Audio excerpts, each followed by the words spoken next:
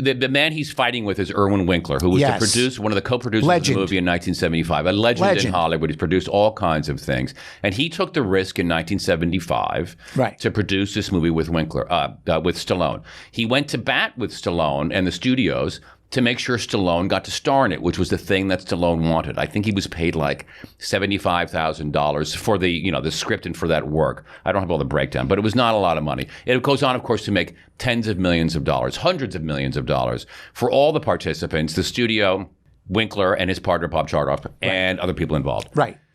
Stallone continues to work with them for decades. Right, he does the Rocky V. His fortunes turn south in like 1990. 15 years later, he does what's essentially Rocky VI, Rocky Balboa, and there's a comeback. There's now the Creed franchise, all of which Stallone is involved with, if not starring in, writing, getting a producer credit, and getting paid. Yes. Yes. I mean, what's his net worth? Yeah. Is his net worth a couple $100 million? Yeah. So you're going out there and you're essentially attacking someone who, by the way, you're still working with. They're still working on a project together. Yes, they are. And so you're to me, it appears like sour grapes because both of these producers, and I always find these stories fascinating, both of these producers mortgaged their houses to get Rocky made. Okay. Right. So imagine when they walk in the door that night and they, see their wives or their families or whatever, and they're saying, well,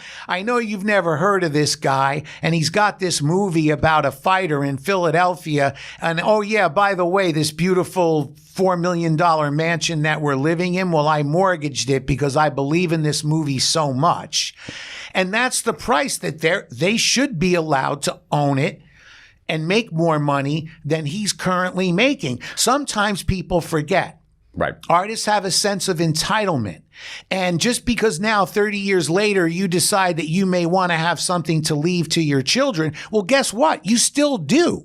The money will go to your daughters. Right. It will go to your heirs. The only thing is you don't own it, and you should not own it. If you should have owned it, you should have owned it from get and cut that deal like that. But of course, but he wasn't in that position. He says, of course, famously, right, you know this, he had to sell his dog. Okay, because he had no fine. dough. That's fine. Right. But look at everything else. You have to look at the big picture of what it led to.